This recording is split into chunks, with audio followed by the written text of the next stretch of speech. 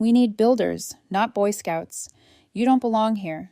That's what my father said to me right in the last strategy meeting I was ever invited to. I stood up and walked out, carrying my trampled pride and a blueprint no one even bothered to look at. I walked away from my family, but then 5 years later, they came looking for me. At first, I thought they genuinely needed my help. Turns out all they needed was my signature to leverage the career I built to cover the mistakes they never had the guts to own up to. My name is Amanda Carter. I'm 36, and I live in a quiet suburb about an hour outside of Portland. Every morning, I wake up in a small wooden house I designed myself. Solar-paneled roof, recycled water system, and just enough open space for me to work and breathe fully and freely. I'm the founder and head of Green Nest Studio, an architecture firm focused on eco-friendly and sustainable housing. We don't just design houses. We're redefining what home means for people who've always felt like a decent place in nature was out of their reach.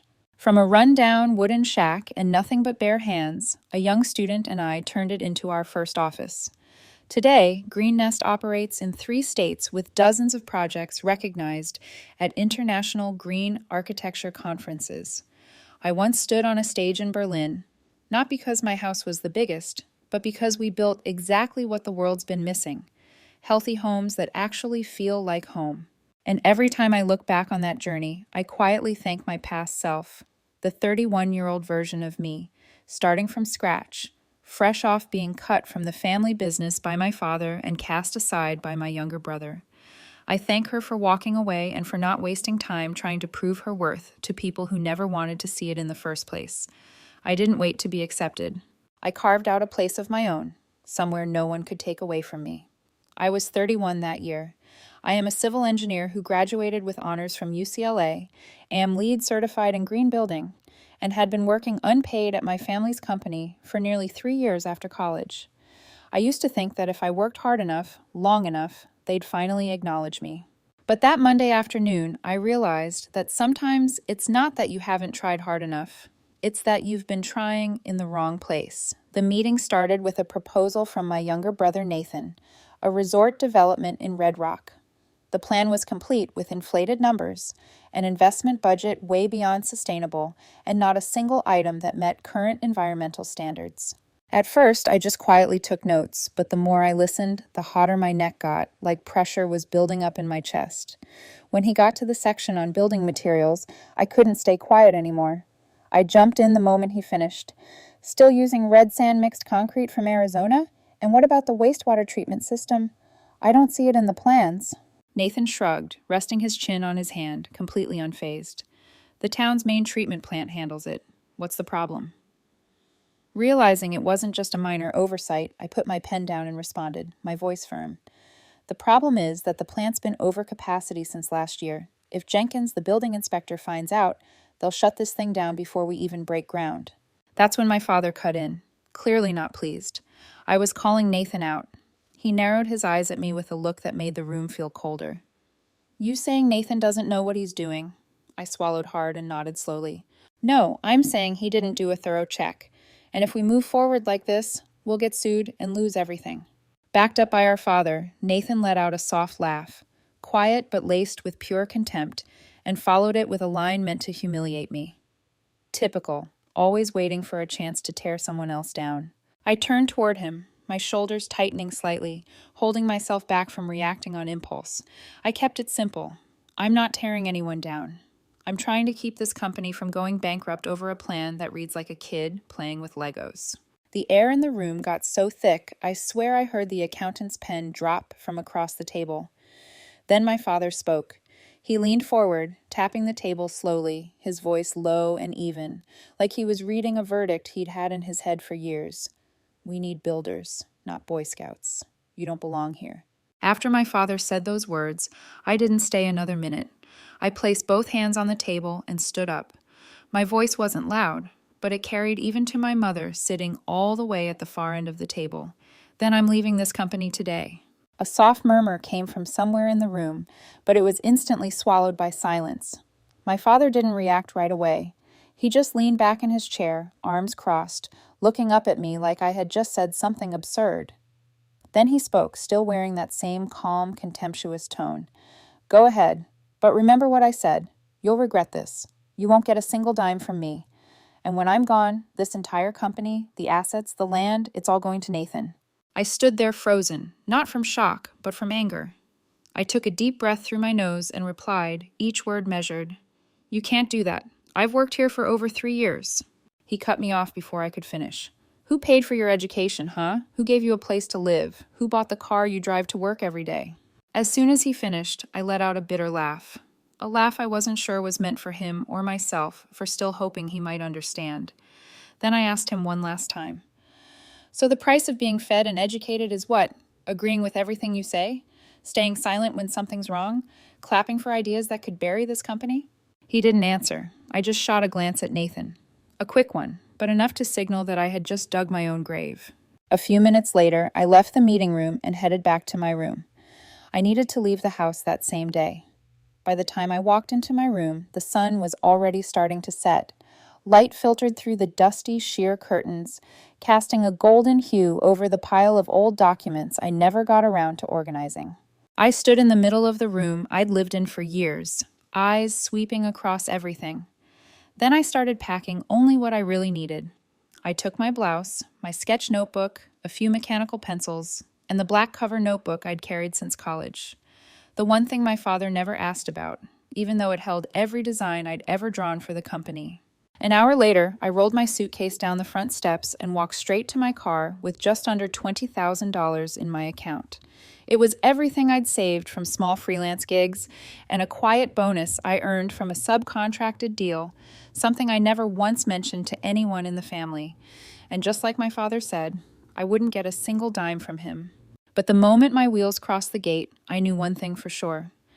I had to live a life where I didn't need anyone's permission. I drove without a destination. I had no idea where I was going. All I knew was I needed to get away as far as possible. And then, like a reflex I couldn't control, the memories started to rise. They came in waves, small, quiet ones, but each one tightened around my chest a little more. Even as a kid, I knew Nathan was always the one they pinned their hopes on. My mom used to say it was because he's outgoing, energetic, and knows how to talk to adults. But I knew the real reason. It went back to one night when I was 17. The night my father came home from dinner with Mr. Thomas, an old friend in the construction business.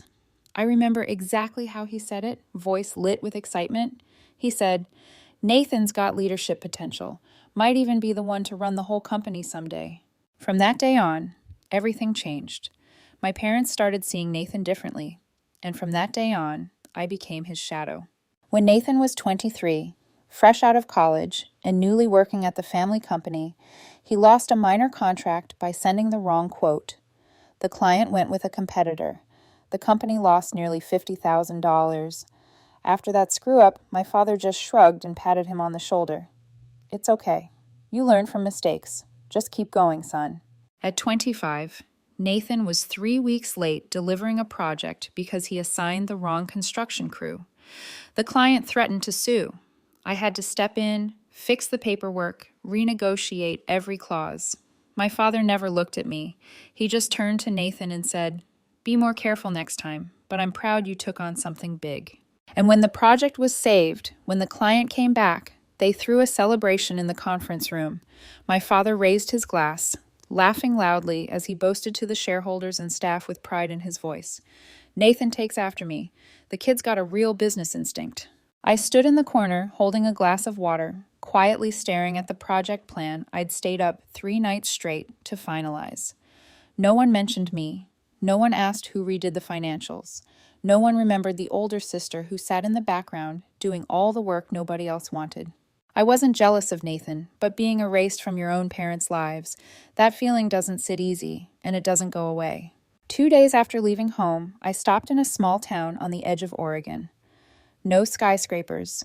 There were no big offices, just leaf-covered roads, a few wooden shops, and a single gas station a few miles out. I didn't have a clear plan. I just knew I needed a place to start over. And when I saw that small wooden shed tucked behind an old house, I pulled over. The owner was Ron, an old retired carpenter who used to build desks and chairs for local schools. He didn't ask where I came from, didn't pry into what I planned to do. When I asked if I could rent the shed out back, he just looked at me and said, Go ahead. That place could use someone to breathe life back into it. I nodded, rolled up my sleeves, and got to work. The shed was rotting, the roof leaked, the floors were uneven, but to me, it was enough. I cleaned it out, rewired the power, built a desk from reclaimed wood, added a bookshelf, and hung a small whiteboard on the wall. There was no sign outside, no clients yet, but it was the first place where I was free to draw the way I wanted to. I started over with my own 2 hands in a town that didn't know me, but gave me peace. And even though nothing was guaranteed, I believed this much. If you build something with heart, sooner or later people will find you. The early days weren't easy. I did everything on my own, from tearing out rotted beams and patching the roof to rewiring old outlets. No staff, no team, just a laptop, a few leftover sketches, and a little faith I tried not to lose each night. By day, I studied eco-friendly building materials. By night, I built test models on outdated software using the simplest tools, ones I'd once been told were unprofessional. I wasn't dreaming of big clients. I didn't set lofty goals. I just wanted for once to live by what I believed, to design homes that were simple, sustainable, affordable, and accessible to anyone. I started a blog sharing sketches, ideas, and the process of restoring that little wooden shed. At first, I didn't think anyone would read it, but a week later, I got an email from a final-year architecture student asking if he could intern with me. He wrote, "I've never seen anyone design homes that feel this close to nature and this close to people." I read that line 3 times, not because I was surprised, but because after all those years, someone finally understood exactly what I was trying to do. And that's how Green Nest began. From an old shed, a retired carpenter, a young student, and a 31-year-old woman holding on to nothing but her belief in the thing everyone else used to laugh at. I didn't name it Green Nest because it sounded nice, or to chase the trendy idea of going green like everyone else. I chose that name because it captured exactly what I wanted to build. A home. Small, solid, livable. It didn't need to be flashy. It didn't need to be expensive. Just enough for a person or a family to have shelter from the rain, sunlight in the morning, and a place to breathe easy at the end of a long day. Nest was the first word that came to mind when I was fixing up Ron's old shed. After I'd wiped the dust, patched the walls, and stood in that empty room. For the first time in years, I felt like I didn't have to be on guard. And green, because I've always believed that anything we call home should work with nature, not against it. To me, Green Nest is a place for those who felt left out to begin again. Green Nest didn't take off overnight. It grew the way a tree pushes up through dry soil, bit by bit, quietly, but with roots. My first clients were a couple in their early 50s, Mr. and Mrs. Miller, early retirees living on a small plot 3 miles outside town. They came to see me after reading my blog, carrying a hand-drawn sketch of their dream home they'd been holding on to since 1988, and a simple request. We don't need a mansion, just a place where sunlight can reach the kitchen and the wind doesn't slip through the door cracks. I took the job. I designed the house myself, chose the materials, and pulled in a local crew to help with the build. It was barely 1,000 square feet, but when it was finished, Mrs. Miller stood on the porch and broke into tears just because the bedroom had a small window that looked out over the flower garden she had tended for 10 years.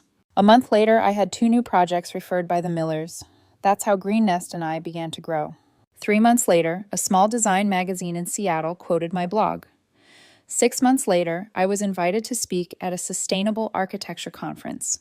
I showed up with an old backpack and a few phone-shot photos. No slideshow, no printed catalog. I just stood there and told the story of Ron's wooden shed, the first intern who emailed me, and the house with a window facing a flower garden. And when I ended with, "Sometimes you don't need to change the world. You need to help someone rebuild the place they once called home," the whole room stood up and applauded. I've never thought I was better than anyone else. I just stayed true to what I believed. I believe a home should let people live entirely, no matter how much money they have or where they come from. And the more I worked, the more I realized this. Not everyone gets a fair shot, but everyone can start again if they're patient and clear about what they want. From those first few tiny homes, Green Nest slowly earned its place, not because I was good at marketing, but because people could see what we did was real.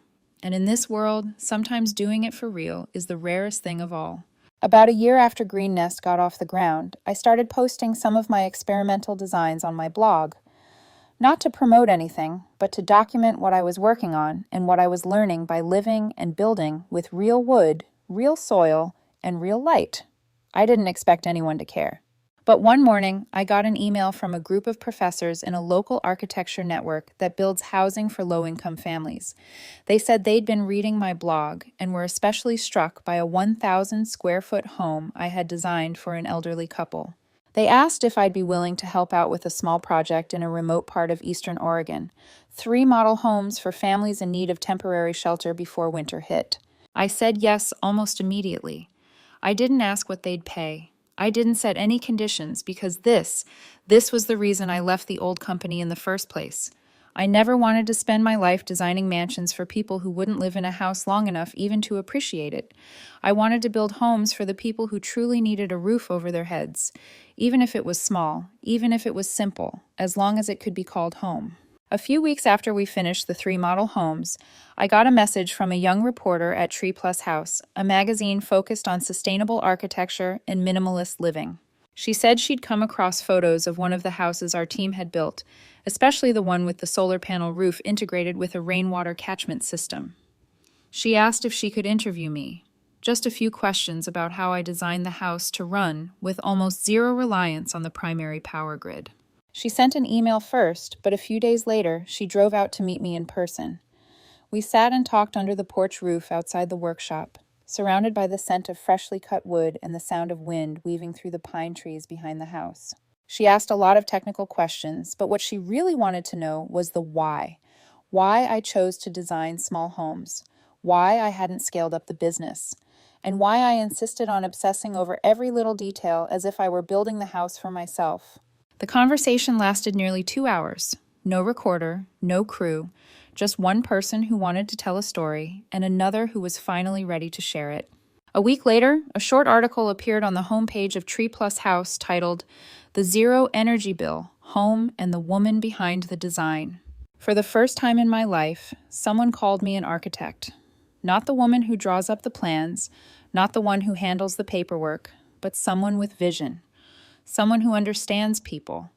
Someone who can turn an empty plot of land into something you can truly call home. The article reached farther than I expected. A month later, I received an invitation from an NGO in Germany.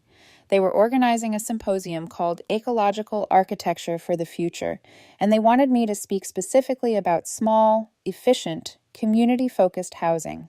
I didn't think they had the wrong person, but it still took me a few minutes to find the courage to click reply and type, "I'd be honored." 3 years after I walked away from my family, Green Nest had found its rhythm. I kept the scale small on purpose, but the projects kept growing, not just in number and quality, but in meaning. They came from people who truly understood the value of what we were trying to do.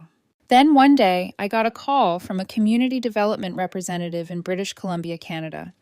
They told me they'd been following Green Nest's work for nearly a year, and they wanted me to be the lead designer on an eco-housing cluster, 42 timber homes for middle-income families spread across the northern hills of the province. Total project value over $3 million. I remember after hanging up, I just sat there for a few minutes, my hands still resting on the keyboard, unable to type a single word. Not because I was shocked, but because for the first time in my life, every single thing I'd once been laughed at for, simple, small, low cost, nature connected, those were now the very reasons they chose me. A few months later, when the project was officially announced, Green Living World magazine published a feature on our work. They called me the Forgotten Builder of America. I read that line over and over, not out of pride, but because it felt true. I'd once been pushed out of boardrooms, dismissed as the extra, the unnecessary. But now I knew I didn't need to go back and prove anything to anyone. I needed to keep moving forward and keep building what I believed in. 5 years after leaving my family, I had built a place of my own. Green Nest, once a tiny workshop with just 3 people, had grown into a team of over 50. We had young architects from across the country, a group of clean energy consultants, and even a dedicated design lab focused solely on micro-ecological housing models for rural communities. I no longer did everything myself like in the early days, but I still made it a habit to visit the workshop every morning, walk through the model homes, and talk with the interns. Even with a busier life, I kept the same phone number. I still use the same email, not because I was expecting anything from my family, but because I thought if the day ever came when they truly needed me, they'd know how to find me. But for 5 years, no one called. No messages, no emails, not even a word to check in. Not on the day I accepted the award in Berlin, not when Green Nest was featured in the international press. Nothing. There were moments I missed them. Late nights when work finally quieted down, I'd lie awake thinking about those backyard dinners at the old house. My mom laughed as she washed vegetables. My dad called into the kitchen. "What's for dinner tonight?" But work kept moving. Build schedules, design meetings, and travel. It all pulled me forward faster than I could look back. I thought whatever bond there once was between us had been severed, and I no longer blamed them. I no longer hoped. But then, 4 months ago, on a quiet Friday afternoon, just as I was leaving the studio, my phone rang, and on the screen was a name I hadn't seen in years. Mom. I stood there by the car, keys in hand, frozen. I didn't even get them into the ignition. Everything around me just went still. And in that moment, I knew they were coming back into my life, one more time. I stared at the screen for a few seconds before answering. It had been nearly 5 years, and this was the first time I'd heard my mother's voice again. On the other end, her voice trembled slightly, maybe from urgency, or perhaps hesitation. "Amanda, it's Mom, your father. He had a stroke last week. He's in the ICU now." I tightened my grip on the car key, saying nothing. She went on. "Nathan's out of options. They're getting ready to sue the company for breach of contract. The lawyers are threatening to seize assets if we can't pay in time." I stayed silent, letting her finish. "Can you help? Just for a while. I don't know who else to turn to." And that was how they came back. No apology, no. "How have you been? Just, can you help?" I didn't answer. I hung up before she could say anything more. The next morning, I was at the hospital. I stood outside the ICU window, still holding the coffee I'd picked up from the gas station down the road. Inside, my father lay motionless. Half his face was darkened, the corner of his mouth drooping slightly. I didn't go in. I just stood there silently, staring through the thick glass like I was looking at a stranger. A few minutes later, my mother walked up. She wore a thin coat and held a thick folder in her arms. Her face was worn and tired, but her eyes still carried that same familiar urgency, the kind of look I'd seen so many times before when she wanted me to understand for the sake of the family. She didn't ask how I'd been. She didn't mention that I'd been gone for nearly 5 years. She held out the folder and said in a steady voice, "They need someone to co-sign the loan, just temporarily. Once things settle, I'll sort it out." I took the folder and flipped through a few pages. At first, nothing looked out of place until I reached the collateral section. Green Nest Studio. I gripped the edge of the paper a little tighter, eyes locked on the words. The collateral wasn't the old family home. It wasn't any of my parents' real estate. None of it came from the company I once worked for. Just one name, the one I built from a wooden shed and 2 empty hands 5 years ago. I looked up right after that. My mother was still standing there, eyes locked on mine, not blinking. At that moment, I couldn't hold it in anymore. I closed the folder and shoved it firmly back toward her. My voice low and sharp, each word clipped. "Green Nest is the collateral for a $2 million loan." My tone startled her. Her hands trembled slightly as she tried to steady the papers.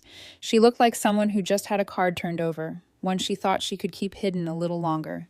Before she could respond, a voice I hadn't heard in years cut in from behind. "Calm down. It's just a temporary guarantee." Nathan. He walked up, looking uneasy, but still speaking in that same familiar tone, confident, half-explanatory, like I was the one who didn't get it. "As long as your name's on it, the bank will approve it faster. Once things stabilize, you can pull out. No one's touching Green Nest." I let out a laugh, dry, sharp, the kind that comes from someone who's had enough for too long. I turned to Nathan, my stare so cold it made him stop mid-step. "You think I'm stupid enough to co-sign a $2 million loan for the same company you've been running into the ground for years?" Nathan froze.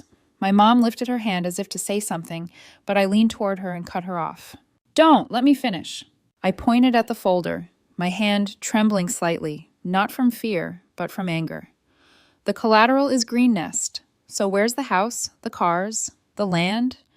What about the family company's shares? Why isn't any of that being offered up? Why isn't my company on the line? At the mention of the assets, I saw her glance sideways at Nathan. She swallowed hard, her eyes wavering. He looked down, shoulders hunched like a kid caught in a lie. I knew right then. Don't spin it. Tell me the truth. They're gone, aren't they? Sold, mortgaged, tied up in lawsuits. There's nothing left to put on the table. I took a breath, lifted my gaze, and looked straight at my mother.